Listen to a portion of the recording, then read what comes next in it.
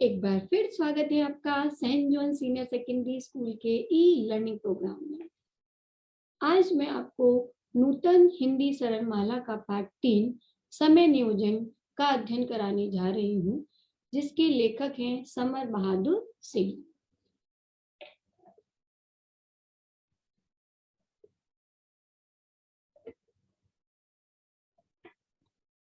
समय लाभ सम लाभ नहीं, समय चूक सम चूक, चतुरन चित रहमन लगी, समय चूक की हो।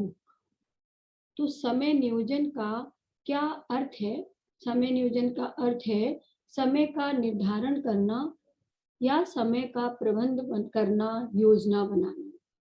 समय तो समय कुदरत की दी हुई एक अमूल्य और अलौकिक चीज है।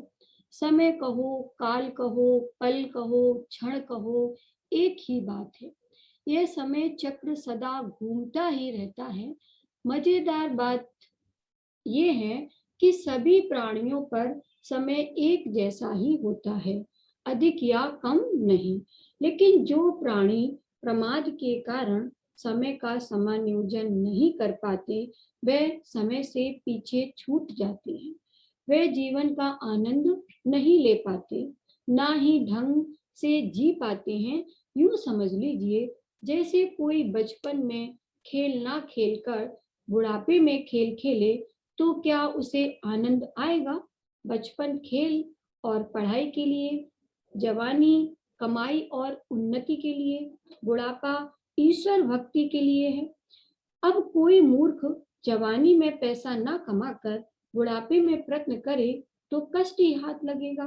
इसका कारण है कि समय का सही समायोजन नहीं करना।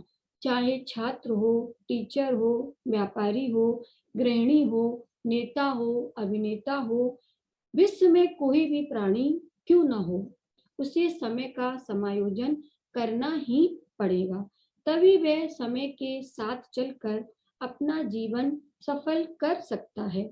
उदाहरण के लिए एक विद्यार्थी एग्जाम देता है, मतलब परीक्षा देता है, तो वह यदि सारा समय एक एक नंबर के प्रश्नों में ही लगा देगा तो वह फेल ही होगा।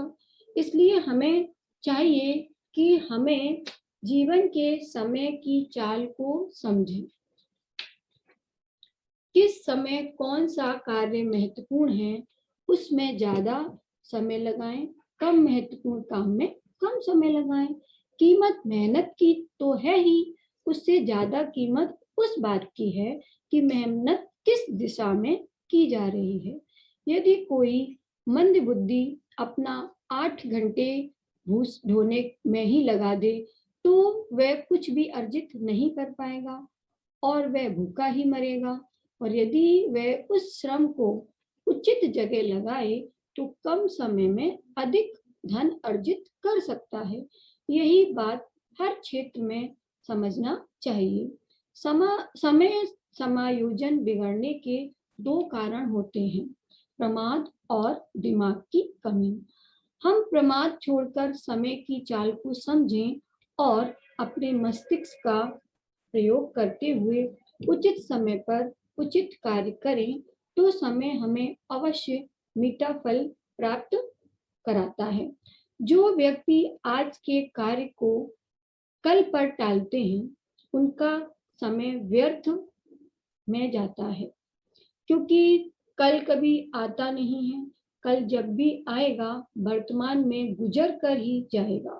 और कुछ प्राणी भूतकाल की चिंता में वर्तमान को नष्ट कर देते हैं, तो प्रयत्न करने पर भी गया और समय वापस नहीं आता है। इसलिए हमें ये समझना चाहिए कि भूतकाल सपना, भविष्यकाल कल्पना और वर्तमान अपना। आओ हम सब वर्तमान में अपना जीवन जीते हुए जीवन को सफल बनाएं। तो अब यहाँ पर जीवन में समय का बहुत महत्व है। जिन्होंने समय के इस महत्व को समझा, उन्होंने अपने लक्ष्य में सफलता पाई। समय का सदुपयोग करने के लिए कार्य के अनुसार समय का विभाजन कर लेना बहुत आवश्यक है। और दूसरी आवश्यकता है इस निर्णय का पालन करने की। किसी बहाने से समय को टालना या आलस्य करना, समय का दुरुपयोग करना, यानी कि अपनी सफलता के रास्ते बंद करना है। हम अक्सर काम को टालने के लिए ये बहाना बना देते हैं कि समय नहीं है। ये बात ठीक नहीं है। यदि करने वाले सभी कार्यों पर उचित विचार करके समय का उचित विभाजन कर लें तो हमारे सभी कार्य सही समय पर संपन्न हो सकते हैं। यही समय नियोजन है। इस पाठ में समय नियोजन के विविध पहलुओं पर विचार किया गया है। आइए देखते हैं।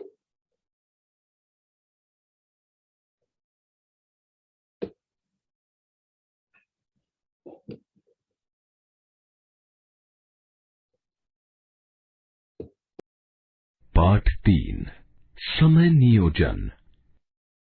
हम अक्सर शिकायत किया करते हैं समय के अभाव की, समय न मिलने की, पत्र का उत्तर न दे सका समय अभाव के कारण, कसरत नहीं कर सकता समय न मिलने के कारण, और लिख पढ़ नहीं पाता समय की कमी के कारण। किंतु यदि हम सही ढंग से आत्मविश्लेषण करें तो हम पाएंगे कि हमारी ये शिकायतें अक्सर गलत होती हैं। हम अपने को समझ नहीं पाते और तभी ऐसी शिकायतें करते हैं। ये हमारा आलस्य है जो सदैव समय के अभाव की दुहाई दिया करता है। वस्तुतः कोई भी ऐसा व्यक्ति नहीं जो व्यस्तताओं के बीच भी उन कामों को न कर सके जिसे वो करने पर उतारू है, जिसे करना वो अनिवार्य मानता है। नेहरू जी कितना व्यस्त रहते थे। भारत के प्रधानमंत्री के नाते उन पर कितना दायित्व था। कुछ दिन पहले उनके साथ काम करने वाले एक सज्जन से बातें करने का सौभाग्य मिला। बताने लगे, नेहरू जी के पास रोज इतनी सारी फाइलें जाती थी, किंतु दूसरे दिन वे उन सभी को निपटाकर वापस भेज देते। जहां तक वश चलता एक दिन की भी देरी न करते। जरा सोचिए उनकी व्यस्तता को, जो दिन भर न जाने कितने आदमियों से मुलाकात करते थे, कितनी गंभीर समस्याओं पर सहकर्मियों से विचार विमर्श करते थे, कितनी सभा सोसाइटियों में जाते थे, किंतु फिर भी वे व्यस्त जीवन में से कुछ समय अपने दैनिक व्यायाम और मनोरंजन के लिए भी निकाल ही लेते थे। गांधी जी भी कम व्यस्त नहीं रहते थे। दर्शनार्थियों की भीड़ तो उन्हें घेरे ही रहती, मुलाकातियों का भी तांता बंधा रहता। देश विदेश के अनेक पेचीदा मामलों पर विचार विनिमय होता, अखबारों के लिए लेख लिखे जाते, किंतु फिर भी न तो गांधी जी की प्रार्थना सभा के समय में हेर फेर होता और न उनके प्रातः भ्रमण में ही बाधा आती थी। यही नहीं, दुनिया के कोने कोने से भेजे गए पत्रों का जवाब भी वो अक्सर हाथ से ही लिख कर देते थे। गांधी और नेहरू दोनों का जीवन प्रमाणित करता है कि यदि हम अपना समय सोच समझकर विभाजित कर लें और फिर उस पर दृढ़ता से आचरण करें तो अपने निश्चित व्यवसाय के अतिरिक्त भी अन्य अनेक कार्यों के लिए हमें पर्याप्त समय मिलता रहेगा। समय की कमी की शिकायत फिर कभी नहीं रहेगी। हाँ, इसके लिए हमें सतत सचेष्ट और जागरूक अवश्य रहना पड़ेगा।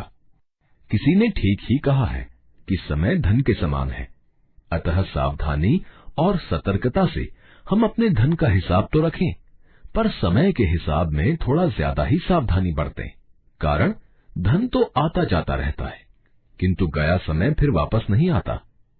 समय का बजट बनाना जिसने सीख लिया, उसने जीने की कला सीख ली, सुख और समृद्धि के भंडार की कुंजी प्राप्त कर ली। समय विभाजन के अनुसार काम करने पर हम देखेंगे कि हमारे जीवन की व्यस्तता के बीच भी कितनी निश्चिंतता आ जाती है।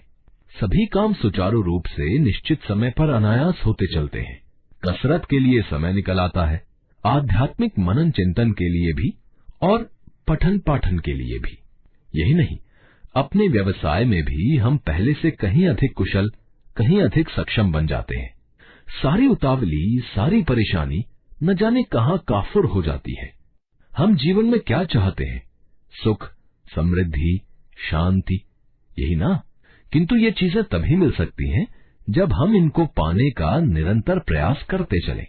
यदि हम व्यायाम के लिए, चिंतन के लिए, अध्ययन के लिए समय नहीं निकाल पाएंगे तो हमारा तन मन कैसे स्वस्थ और सबल बन सकेगा? विषम परिस्थितियों में भी हम अपना संतुलन कैसे बनाए रख सकेंगे? अतः जीवन को सही अर्थों में सफल बनाने के लिए ये आवश्यक है कि कि हम इन सभी की साधना में रोज कुछ न कुछ समय लगाएं, और ये तभी संभव हो सकेगा जब हम अपने समय का ठीक विभाजन कर लें, रोज उसका लेखा जोखा करते रहें। वस्तुतः जो समय की कद्र करना सीख गया वो सफलता का रहस्य समझ गया। हम अपने सुख, अपनी समृद्धि के लिए अपना समय विभाजन जितना शीघ्र कर लें उतना ही अच्छा होगा, क्योंकि किसी मनीषी ने ये चेतावनी पहले ही दे रखी है कि समय और लहरें किसी की प्रतीक्षा में खड़ी नहीं रहती। वयस्कों की अपेक्षा विद्यार्थियों के लिए समय पालन का कई कारणों से अधिक महत्व है। विद्यार्थियों को एक लंबा जीवन जीना है और सफलता की ऊंची से ऊंची मंजिलें तय करनी है। दूसरी बात यह है कि विद्यार्थी जीवन में जो आदतें पड़ जाती हैं वे जीवन पर्यंत बनी रहती हैं। विद्यालयों में छात्रों को समय तालिका दी जाती है, लेकिन वो केवल 5-6 घंटों के लिए होती है। शेष 18-19 घंटे छात्रों के स्वयं विवेकपूर्ण उपयोग के लिए रहते हैं। यदि छात्र इन 18-19 घंटों की भी कार्य तालिका बना ले तो निश्चय ही ऐसा करने वाले छात्र न केवल परीक्षा में अच्छे अंकों से उत्तीर्ण होंगे, बल्कि सामाजिक, साहित्यिक, सांस्कृतिक आदि कार्यक्रमों तथा खेलकूद, व्यायाम आदि के लिए भी पर्याप्त समय निकाल सकेंगे। समय तालिका बनाने के बाद उनका दृढ़ता और निष्ठा के साथ पालन करना भी आवश्यक है। नियमित समय पर निश्चित काम करने से ही जीवन में सफलता मिलती है।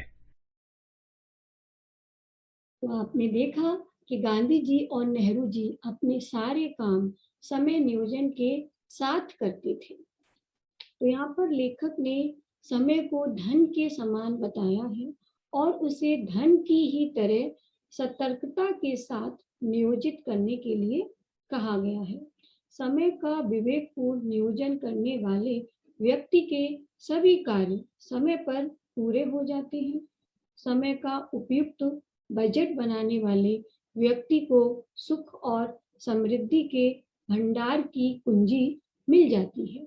निर्धारित समय पर निश्चित काम करने से ही जीवन में सफलता मिलती है।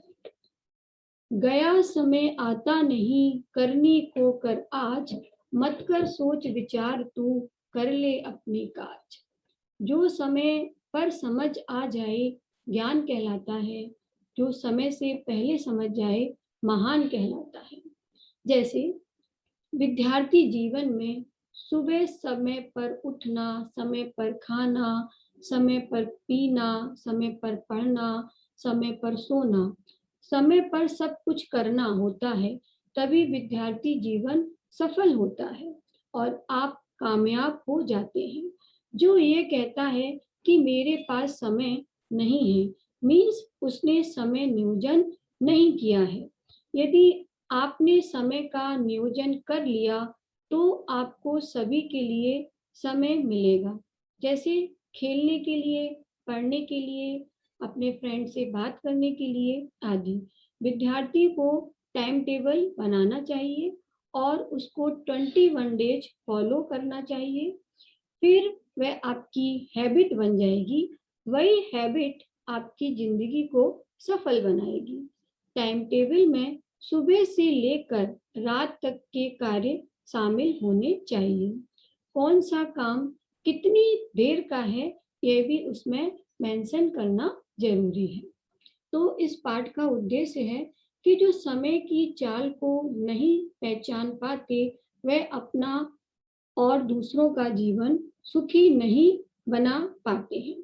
जैसे वर्षा ऋतु निकलने के बाद बीज बोने से क्या लाभ। धन्यवाद।